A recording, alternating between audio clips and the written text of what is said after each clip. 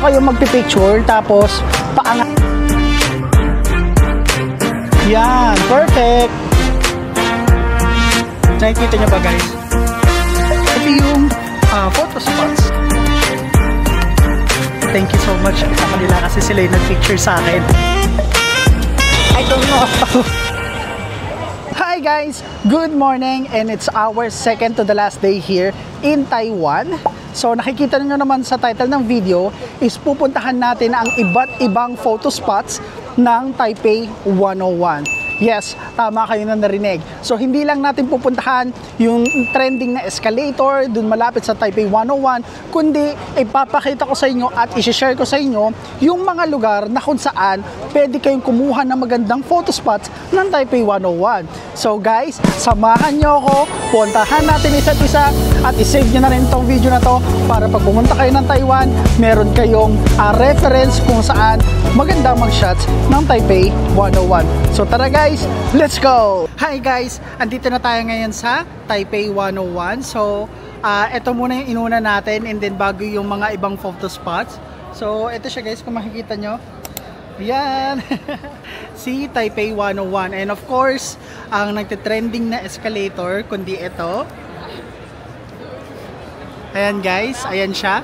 Tapos, ayan, yan yung ginagawa nilang background na Taipei 101. So, bali guys, ito muna ang inuna natin kasi para ito yung parang starting point natin para sa mga susunod na photo spots ng Taipei 101. Kasi ito yung center eh. Tara, sumakay muna tayo sa escalator. Ayan. So, mamaya guys, itatry natin tong escalator trend. Pero yung iba't ibang photo spot is itatry din natin. Ayan guys, oh.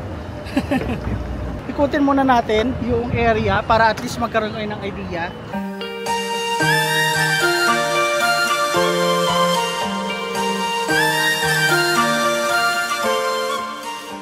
Nakaka-amaze pa rin, no? Legit talaga yan guys eh. Kapag ka first time nyo sa isang lugar, tapos nagte-trending yon, ganyan. Tapos parang siya yung simbolo ng bansa nila, like for example ayan nga yung Taipei 101. Nakaka-amaze as a first timer, nakakatuwa lang kasi wala, dati pinapanood ko lang siya, ngayon nandito na ako. Diba? Ito ata yung papasok ng Taipei 101.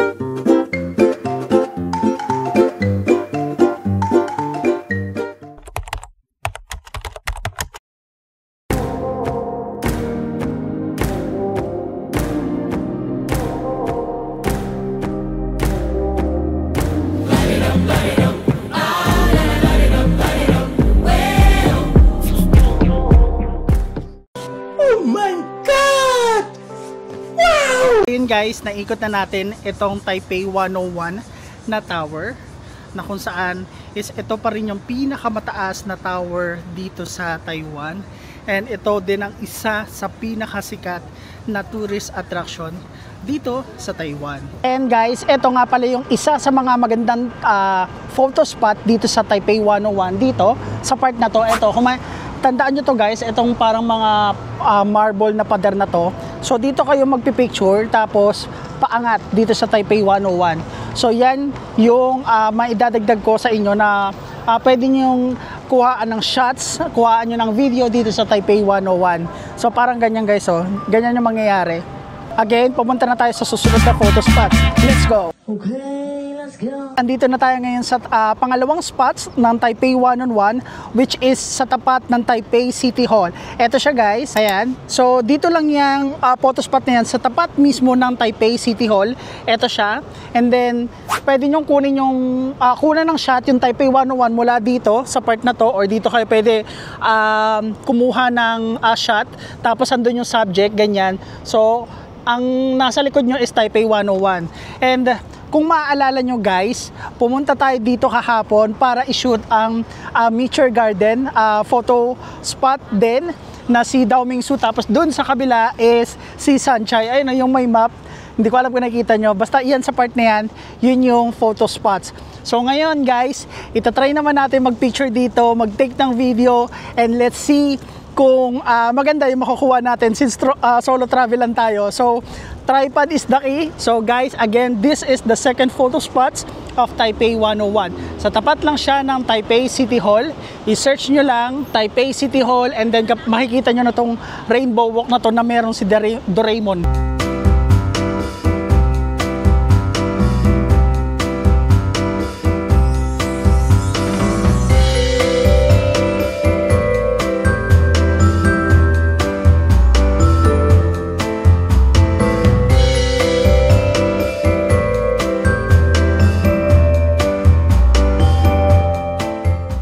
Okay guys, andito na tayo ngayon sa pangatlong photo spots ng Taipei 101 dito sa Taipei City Hall Bus Station. So ito yung Taipei City Hall Bus Station and yung magandang spot is na andito. Yan, perfect! Etong hagdan na to. Okay? So basta guys, i-search nyo lang Taipei City Hall Bus Station. Yan. And then para makita nyo tong photo spots na to. So, bali guys, mula dun sa Taipei City Hall na kung saan yung Rainbow Walk, lakad lang kayo ng konti, siguro mga 5 minutes, dire-diretsuhin nyo lang yun, matatagpuan nyo na itong Taipei City Hall Bus Station na kung saan ito yung isa sa mga magagandang photo spots sa Taipei 101. So, ayan guys. Isa sa mga nagte-trending na photo spots sa Taipei 101. So, wag nyo tong i-miss out kasi napakagandang mag-picture dito. Napaka-aesthetic at saka napakaganda ng angulo sa Taipei 101. So, ngayon guys, andito tayo ngayon sa hindi ko alam kung anong lugar to. Pero basta guys, I would say, ang palatandaan ko dito is Taipei City Hall Bus Station. May 7-Eleven and then merong Starbucks. Ayun sa taas oh. Basta yan guys, tandaan nyo yung itsura na yan. Then ayan na. Ito na siya. So ngayon guys, magpipicture muna tayo dito, magte-take ng shots, magte-take ng video, and then proceed na tayo sa pang-apat na photo spots. Let's go!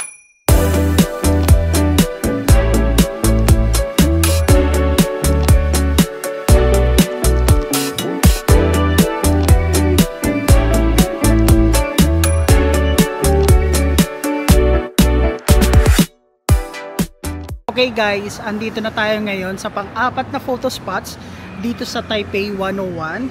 So guys, etong lugar na to, i-search nyo na lang Xinxinan Museum. So ilalagay ko na lang dito sa baba. Or pwede nyo ring i-search Taipei World Trade Center. And then makikita nyo tong lugar na to. Tapos yung likod niya is Taipei 101 din. So ngayon guys, ipapakita ko sa inyo kung asan yung exact na photo spot na pwede nyong gawin para makuha ang Taipei 101. Actually guys, kung makikita nyo, andito lang yung Taipei 101 sa likod. Ayun no? Nakikita nyo ba guys? Yan. So ngayon, ituturo ko sa inyo yung sinasabi ko na photo spot. Ito na yung pang-apat natin guys na photo spot dito sa Taipei 101. So ipapakita ko sa inyo guys. And so bali, ito guys yung Taipei 101. Punta lang kayo dito. Yan, daan kayo dyan. And pwede nyo rin palang i-search yan, no? Nanshan Financial Center. So, etong spot na to. Yan. So, ito guys, oh, 'di ba? Ang ganda ng photo spot. Sige nga, tingnan niya natin dito sa part na to. Ay, okay din dito guys. Oh. So, ayan. Ayan yung photo spot or pang-apat na photo spot dito sa Taipei 101. So, ayan siya guys. So, bale, pwede kayo dyan pumesto. Andito yung camera. Tapos, andito yung subject. Dun sa may damuhan banda, sa may taas. So, ayan lang siya. Ang sinakyan ko dito guys is bus kasi galing tayo dun sa Taipei bus station. So nagbus lang ako dito papunta dito sa lugar na to or Taipei World Trade Center. So guys, proceed na tayo sa pang-limang photo spots and I guess yun yung last na photo spots natin sa Taipei 101. Mamaya na lang ulit, and then i-update ko na lang kayo kapag andun na tayo sa pang-limang photo spots. I'm okay. 난 괜찮아. 이제 그만 날 피하지 마. 그 분명한 말도 안 돼. 나를 봐봐. 널 위해 많이 고민했어. 고른 멜로디 이 노래 듣고 네가 좋아해줬으면 좋겠다. And guys, andito na tayo ngayon sa 5th and final photo spot ng Taipei 101, which is ang Takemura Izakaya. Mamaya ipapakita ko sa inyo yung final spot natin sa Taipei 101. So guys, pag pumunta pala ako dito is via bus lang, since around Taipei lang naman yung mga photo spots natin na kinapture or kinuha. So guys, siguro masasuggest ko sa inyo, kasi hindi lumalabas yung Takemura Izakaya sa Google. So I would suggest guys na ang i-search nyo is Zukun Izakaya Restaurant. So doon is yun na yun mismo, yung photo spot na yun. So ilalagay ko na lang yung link sa baba guys, para at least meron kayong idea kung paano nga pa pumunta sa Takemura Izakaya, ganyan, di ba? So ngayon guys, ilalagay ko na lang yung link sa baba, or i-display ko na lang dito yung mismong address para makapunta kayo dito. So kung saan man kayo manggagaling guys, basta i-search nyo lang sa Google yung restaurant na yon, yun yung lalabas dun sa maps, and then yun na yung photo spots ng Taipei 101. So eto siya guys, kung makikita nyo, eto yung photo spots ng Taipei 101. Ayan.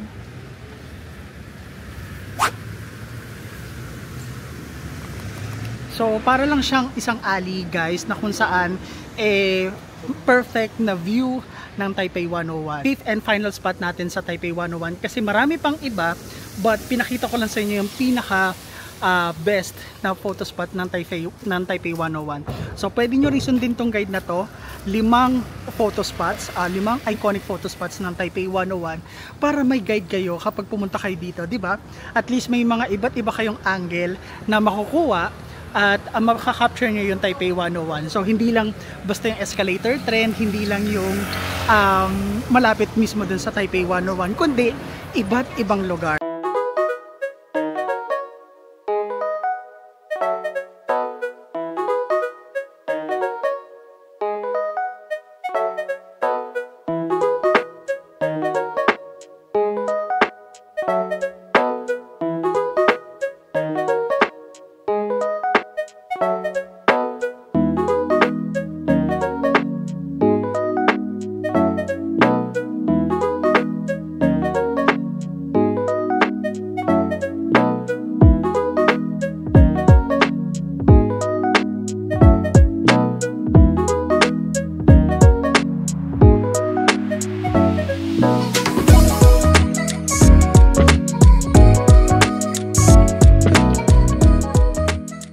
So ayun guys, tapos na tayo magpicture dito sa last spot, and thank you so much sa kanila, kasi sila yung nagpicture sa akin. Hindi na kaya ng tripod natin kasi hindi maganda yung pagkakuha, but thank you sa kanila. So sa kanila ako nagpakuha ng picture, and taga Malaysia daw sila. So ayun, thank you so much. Ito si Kuya, ayan, yan yung kumuha sa akin. Yan, so bait niyan guys. So anyway, alis na tayo dito, and itatry pa natin pumunta sa Care 4, yung bilihan ng mga shopping. Bale, ayan yung mga photo spots guys ng Taipei 101. So binigyan ko kayo ng 5 iconic photo spots sa Taipei 101. So kung gusto nyo ring i-follow to, ilalagay ko yung bawat address para hindi na kayo mahirapan. And guys, ang transportation dito is bus and train. So napakadali lang ng transportation dito guys, napakadaling i-navigate. So wag kayong mag-alala. And also wear comfy shoes. Lagi kong sinasabi sa inyo, kasi matinding lakaran lagi kapag nasa ibang bansa kayo. Ayan yung sinasabi ko sa inyo guys, kapag ka magso-solo travel kayo, may mga mamimit kayo mga tao na hindi nyo naman kilala, na totally stranger sa inyo. Tapos mababait naman sila, wala silang judgment sa'yo, ganyan. So marami ka talaga matututunan, marami kang realization na makukuha at mapupulot kapag ka nag-solo travel ka. So katulad yan guys, sabi ko pangit ang kuha ko sa tripod. Sabi ko kailangan ko ng tulong. So ayun, mabait naman sila. So I think mga Malaysian or Singaporean sila. So, ayun. Sabi ko kung pwedeng kuhanan ako ng picture, ganyan. So, wala. Ano talaga sila, sobrang babait ng mga tao. Kaya guys, huwag kayong matakot mag-solo travel. Get out of your comfort zone. Safe naman yan. Basta be conscious palagi sa paligid nyo. Huwag kayong makampante, ganyan. So, yeah. I think, I highly suggest guys, mapalalaki, mapababae kayo, itry nyo mag solo travel dahil doon mas lalabas yung potential nyo bilang isang tao and bilang isang ano na rin, traveler din. So ayun guys, yun lang gusto ko na i-share sa inyo and papunta na tayo sa Carrefour. Hello guys, andito na tayo ngayon sa Carrefour. Dito guys, para siyang grocery, malaking grocery dito sa Taipei, Taiwan, na kung saan makakabili kayo dito ng mga mas cheaper na mga ano, pasalubong, ganyan, na mga mochi, yan, kung ano-ano man. Dito na tayo guys, oh. Yan, bibigyan ko lang kayo ng idea. Uy, ang sarap naman ng mga pagkain dito.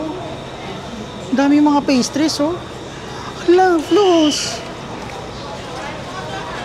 Parang ang sarap niyan. Ay, ito guys, dried wheat floss, seaweed. Naku, bibili ako nito. Asan ba yung mga ano, yung mga cart? Ito guys, nakakuha na tayo ng maliit na cart. And bibili tayo ng dried meat floss. Yung dried meat floss guys is worth 188. Hindi ko lang alam kung nag-accept sila ng card pero gusto ko nito. Ayun o, ano to? Seaweed. Pero sige, try natin parehas. Gusto ko na ito talaga. Kumuha ako ng dalawa guys. Ano pa kaya? Usually ang mga sikat dito guys, mga mochi, ganyan. So tingin pa tayo ng iba. Papakita ko sa inyo. Ay, may mga pagkain din oh. Ayan oh, mga prutas. Ang dami mga prutas guys. Oh. Ayan. Ang sarap sana magdala niyan, kaso hindi ko alam kung hindi ba yan mapapanis kapag ano, inuwi sa Pilipinas. Guys, hindi ko makita yung ano, yung mochi. Nasa ano tayo, oh, mga freezer, ay mga frozen foods. Ayan, andyan tayo sa section yan, kaso hindi ko makita. Tsaka guys, nag-accept ba sila ng card? Wala na kasi akong cash eh. Wala, hindi ko mahanap yung... ito ba yun? Ni hao? +1, okay. Brown sugar. Sige, tingnan natin guys. Ito pa pala oh. Egg rolls. Magkano? 389. Ito, pineapple cake. Sarap daw to. Magkano? 89? Mochi mix. Oh, number 1. That one. Pineapple cake. How much? 295. Okay. Okay, let me check there. Sheshe. This one. Cranberries. Salted egg yolk. Parang masarap to. Sige nga, try natin to guys. Magkano pala yun? 109 NTD. Okay. Choco bubble. Ano to? Choco ball. Choco ball. Okay. Etong floss. Pwede kaya akong bumili? Ito guys oh. Gusto ko tong floss. Floss ba yan? Sige, tara, tikman natin isa. Okay. 30 NTD lang. And sige guys, i-try na rin pala natin to. Etong brown sugar mochi. Ayan. Brown sugar na mochi worth 156 NTD. Sige, try na rin natin to. Yes, mochi. 5 plus 1. Okay. Okay. Oh, sheshe. Sheshe. Do you accept card payment? Credit card? Do you accept? there? Credit card? Or cash only? Cash? I don't know. Sorry. That's okay, that's okay. Alright, sheshe. Taro cake. Guys, taro cake 349. Taro mochi 349. Egg roll 389. Actually, meron din silang assorted. Asa na ba yung assorted? Ito oh. 149. And ayun guys, nakabili na tayo. Ayan. Hindi umabot ng 2,000. Konti lang talaga. So mga nasa 700 plus NTD lang. Wala kasi akong masyadong space talaga sa bagahe. Sayang, dapat nagdala pala ako ng medyo malaki-laking maleta. But anyway, siguro okay naman na to. Pagbalik na lang ulit natin sa Taiwan, tsaka tayo mamimili ng marami. So, hindi ko naman kasi talaga parang inisip na bumili ng marami dito kasi ang plano ko lang talaga bumili dito ng mga damit, ganyan, sa susunod nating trip. Kasi after neto guys, may susunod na trip na naman tayo. Pabalik na ulit tayo ng Ximending, doon tayo kakain. And hopefully makakita tayo doon ng masarap na pwedeng kainin. And i-update ko na lang ulit kayo guys, okay?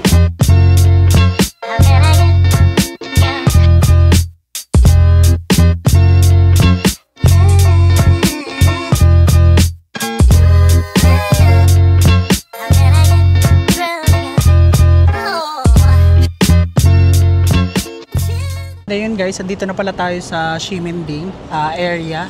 And since andito na pala tayo, hindi ko pa pala napupuntahan yung Red House. Isa din tong sikat na tourist attraction dito sa Ximending. Halos katapat, actually hindi pala halos, katapat lang talaga siya ng Ximending area. So guys, ito yung Red House, ayan. And then yung Ximending, ayan lang. Tawid ka lang sa kabila, Ximending na. So tara nga guys, puntahan natin to saglit. Since andito na lang rin naman tayo, daanan lang natin. And then tingnan natin kung ano yung mga pwedeng makita dito. Ayan o. Wow, ang lamig pala dito guys oh. Anong meron dito? Ximending District. See you. Wow. Okay. So parang, coffee shop. Oh. Alright. Coffee shop pala.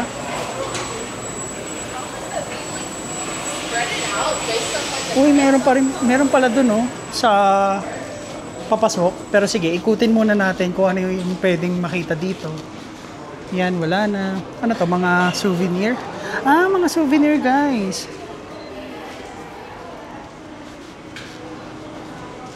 Meron ditong papasok eh.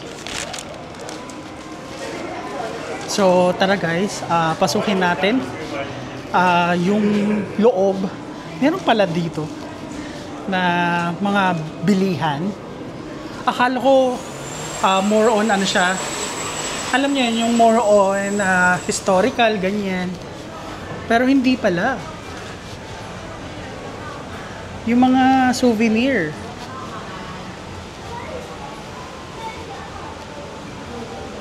Ano to? IP Star Pop Park.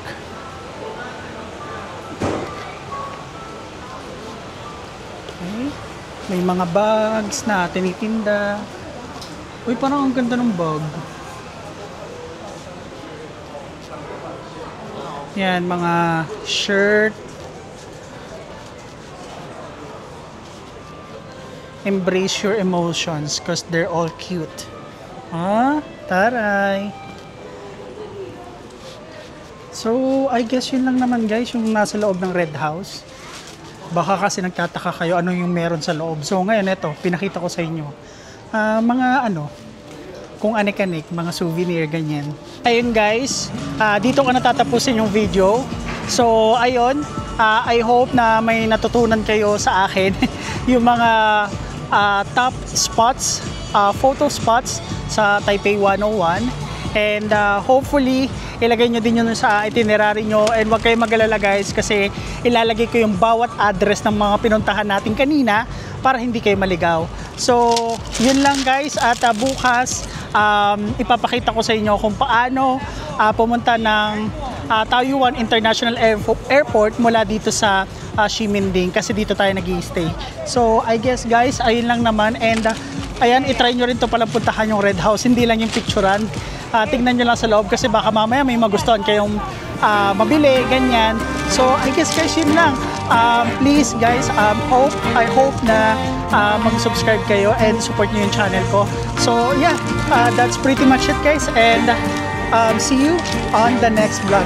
Yun lang, bye!